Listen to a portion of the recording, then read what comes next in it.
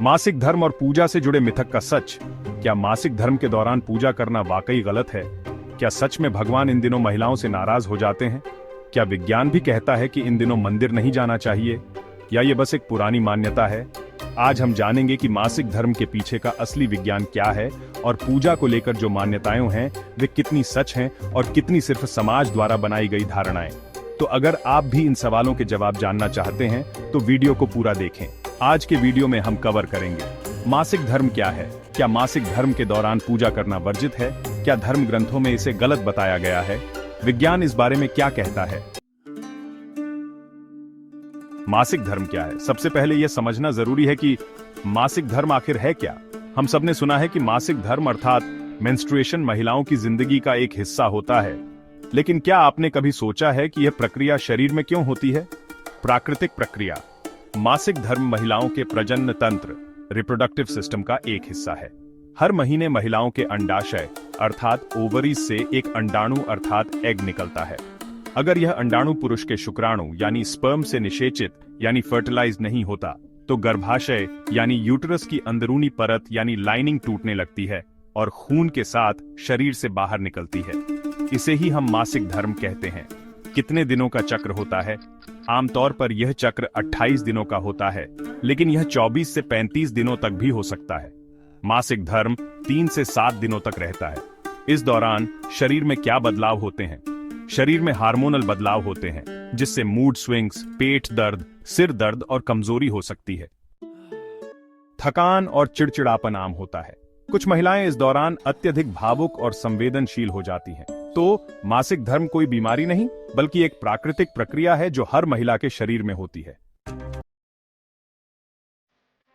मासिक धर्म के दौरान पूजा क्यों वर्जित मानी जाती है? अब सवाल उठता है कि मासिक धर्म के दौरान पूजा क्यों नहीं करने दी जाती? क्या सच में महिलाएं इन दिनों अपवित्र हो जाती हैं? पुराने समय में क्या स्थिति थी? प्राचीन काल में जब स्वच्छता के साधन बहुत सीमित थे, तब मासिक धर्म के दौरान संक्रमण यानी इन्फेक्शन का खतरा ज्यादा होता था।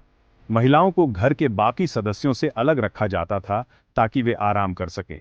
उन्हें रसोई और पूजा स्थल से दूर रखा जाता था क्योंकि वे खाना बनाने और पूजा की जिम्मेदारियों से कुछ दिनों के लिए मुक्त हो सकें। क्या यह अशुद्धता का सवाल था या बस आराम का? दरअसल यह शारीरिक और मानसिक आराम देने का एक तरीका था, लेकिन धीरे धीरे इसे एक धार्मिक नियम बना दिया गया। इस दौरान महिला के शरीर से खून बाहर निकलता रहता है। तब ऐसे में अगर कोई महिला मासिक धर्म के दौरान किसी मंदिर में पूजा करने जाती थी तो मंदिर घर से दूर होता था और घर से मंदिर तक के रास्ते में कई जानवर भी मिल जाते थे। तो वे जानवर उस खून की गंध को सूंघकर महिला के नजदीक आकर उसे नुकसान पहुंचा सकते थे। इस कारण भी मासिक धर्म के दौरान पूजा करने को मना किया जाता था। समाज ने इसे पवित्रता और अपवित्रता का रूप दे दिया, जबकि इसका असली कारण सिर्फ आराम और स्वच्छता था।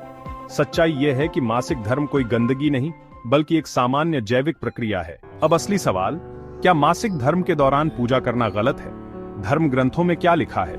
हिंदू धर्म ग्रंथों में कहीं भी यह नहीं लिखा कि मासिक धर्म के दौरान महिलाएं अपवित्र होती हैं। ऋग्वेद और उपनिषदों में महिलाओं को समान अधिकार दिया गया है। यह प्रथा समाज द्वारा बनाई गई है, ना कि भगवान द्वारा। क्या भगवान किसी को अपवित्र मान सकते हैं? भगवान तो सभी के रचयिता हैं, फिर वे किसी को अशुद्ध कैसे मान सकते हैं? कई मंदिरों में अब महिलाओं को इन दिनों भी पूजा करने की अनुमति दी जाती है। धार्मिक दृष्टि से भी देखा जाए तो मासिक धर्म के दौरान पूजा करने में कोई बाधा नहीं होनी चाहिए। अब विज्ञान के नजरिए से देखते हैं। मासिक धर्म कोई बीमारी नहीं, ये एक प्राकृतिक जैविक प्रक्रिया है जो महिलाओं को स्वस्थ रखती है। इन दिनों महिलाओं को ज्यादा आराम और पोषण की जरूरत होती है, लेकिन इसका मतलब यह नहीं कि वे अशुद्ध होती हैं। क्या पूजा करने से कुछ गलत होता है? नहीं। विज्ञान के अनुसार मासिक धर्म के दौरान पूजा करने से ना तो शरीर को कोई नुकसान होता है, ना ही पूजा की शुद्धता पर कोई प्रभाव पड़ता है। इसका मतलब यह है कि पूजा पर कोई रोक विज्ञान की नहीं, बल्कि समाज की बनाई हुई है। तो अब आपको पता चल गया कि मासिक धर्म के दौरान पूजा पर जो भी बातें फैलाई गई हैं, उनका असली कारण क्या था। अगर कोई महिला इन दिनों पूजा करना चाहती है तो यह पूरी तरह से उसकी स्वयं की इच्छा होनी चाहिए, न कि किसी समाज के दबाव का हिस्सा।